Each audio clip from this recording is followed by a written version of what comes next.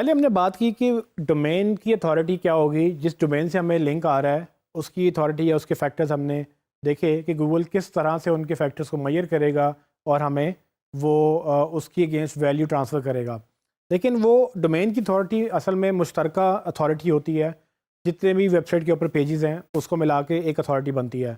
For example अगर आप Amazon की बात करें, अमेज़ॉन डोमेन एक ही है amazon.com, लेकिन उसकी मिलियंस में प्रोडक्ट्स हैं और मिलियंस पेजेस की, हर पेज की एक अपनी वैल्यू अलग है, अपनी अथॉरिटी अलग है।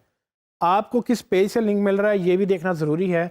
ना सिर्फ ये कि आपको अमेज़ॉन से लिंक मिल रहा है, बल्कि आपके अमेज़ॉन की किस पेज से लिंक मिल रहा है और उस पेज की अपनी चीज़ें मैटर करती हैं।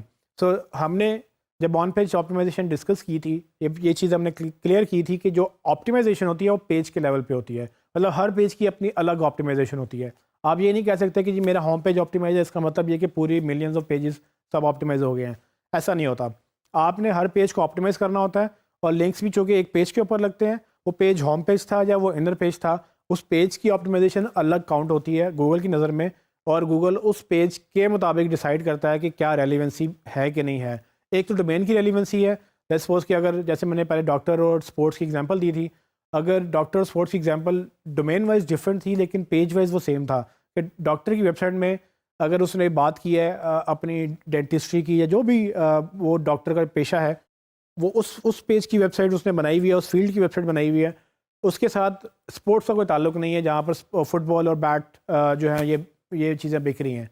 लेकिन ये रेलिवेंसी कब बन जाती है, जब वो डॉक्टर अपने पेशेंट को रिकमेंड कर रहा है कि भाई अगर आपको सर्टेन किस्म का फ्रैक्चर है तो आपने जो पट्टी लगानी है या आपने बैंडेज लेनी है या आपने कोई भी एक जो है वो सर्टेन इक्विपमेंट लेनी है, वो आपको इस वेबसाइट से लेनी चाहिए। वो मे बी डॉक्टर इस वेबसाइट से अफिलिएट पैसे कमा रहा हो या जो भी उनके आपस में अंडरस्टैंडिंग हो, डॉक्टर रिकमेंड कर सकता है कि आप जाके कहाँ से चीज़ें खरीदें। इस तरह के रिलेशनशिप में उस डॉक्टर के कौन से पेज से लिंक आया और कौन से पेज को लिंक गया, ये दोनों page level relevance Google monitor करता है।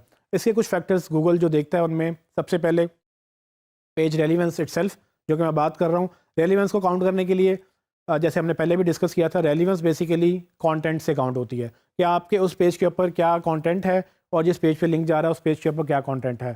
सो लिंक करने वाला पेज और लिंक होने वाला पेज दोनों का कंटेंट क्या है, क्या वो आपस में मैच करते हैं, क्या वो लिंक का एंकर टेक्स्ट मैच करता है, ये सारी चीज़ें रेलिवेंसी में आती हैं। और डॉक्टर जब वेबसाइट टू वेबसाइट जब हम बात करते हैं तो वो भी रेलिवेंस इसी तरह से कंटेंट के थ्रू ही डिस्कस होती है।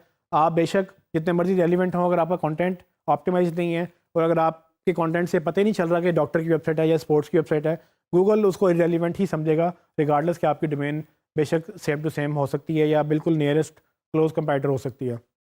तो रेलिवेंसी आपने कंटेंट से मेंटेन करनी है। दूसरी चीज़ आपने पेज की अथॉरिटी। हमने पहले बात की डोमेन की अथॉरिटी। डोमेन की अथॉरिटी का मतलब ये कि पूरी डोमेन का क्या एक्चुअल वैल्यू है, मतलब अमेज़ॉन की अपनी क्या वर्थ है या एप्पल की अपनी क्या वर्थ है।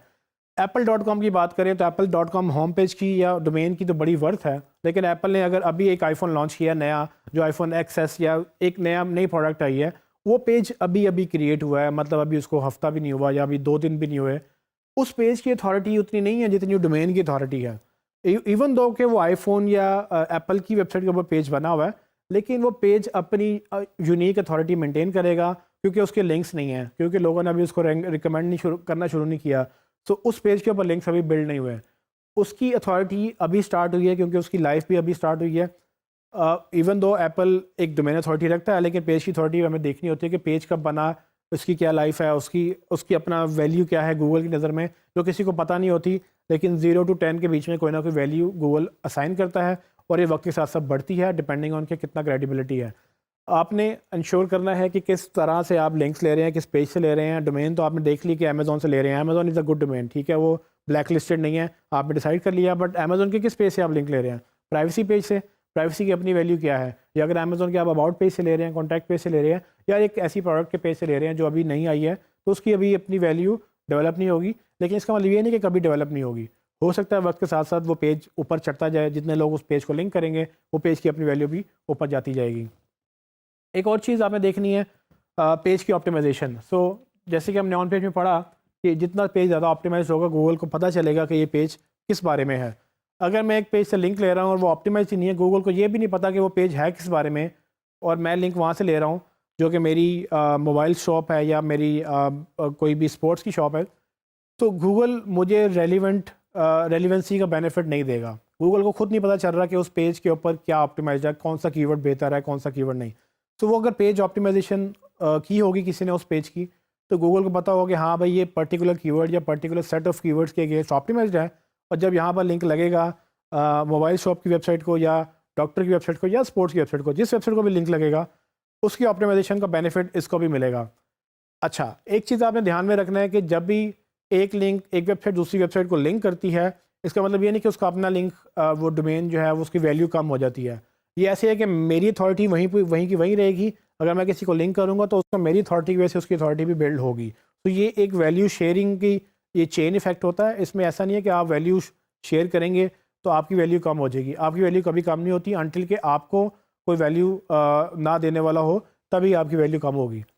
तो एनीवेज, अच्छा, एक और चीज़ देखने वाली ये है कि गूगल ये समझता है कि अगर आप एक पेज से किसी दूसरे पेज को लिंक कर रहे हैं तो गूगल उसकी वैल्यू ट्रांसफ़र करता है। लेट्स सपोज आपका एक रैंडम नंबर, लेट्स सपोज कि 5 आपकी वैल्यू थी, 0 to 10 में से आपका जो पेज रैंक है, जो 0 to 10 कैलकुलेट होता है, आपका पेज रैंक 5 था। आपके 5 पेज रैंक पे आपने वेबसाइट ए या वेबसाइट बी को लिंक दिया, तो आपकी वो 5 की 5 की वैल्यू जो है वो सारी 100% ट्रांसफ़र होगी। अब वैल्यू कितनी है हमें नहीं पता, लेकिन 100% वैल्यू एक लिंक को जाएगी अगर उस पूरे पेज के ऊपर एक एक्सटर्नल लिंक होगा। अगर ये एक्सटर्नल लिंक एक से ज़्यादा है, मतलब ये कि वहाँ पर आपने 5 वेबसाइट्स की बात की है, आपने टॉप 5 लिस्ट जिक्र किया है, तो अगर आप 5 वेबसाइट्स को लिंक कर रहे हैं एक ही पेज से, तो आपकी जो वैल्यू है 100, वो उसको 5 से डिवाइड हो जाएगी। मतलब कि 20% वैल्यू ट्रांसफ़र होगी हर लिंक को इक्वली, रिगार्डलेस के वो ऊपर है, नीचे है, कहीं पर भी है। एक पेज पे जितने लिंक्स बाहर जाएंगे उन सब पे इक्वल वैल्यू ट्रांसफ़र होगी।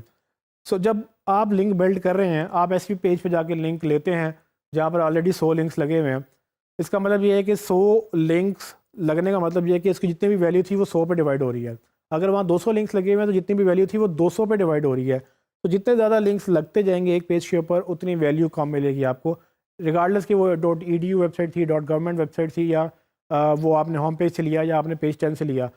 जितने भी लोग उस एक पर्टिकुलर कैटेगरी में एक पर्टिकुलर पेज के ऊपर लिंक लगवाते जाएंगे, वो सब के ऊपर लिंक की वैल्यू डिवाइड होती जाएगी। तो ये चीज़ें अंडरस्टैंड करना बहुत ज़रूरी है, क्योंकि जब आप लिंक बिल्ड कर रहे होंगे, आपको बेनिफिट तब मिलेगा जब आप एक अच्छा लिंक लेंगे, अच्छी वेबसाइट से लेंगे, अच्छे पेज से लेंगे, रेलिवेंट पेज से लेंगे, और कोशिश करेंगे कि उस पर कोई और लिंक ना लगा हुआ हो, तब आप मैक्सिमम बेनिफिट उठाएंगे।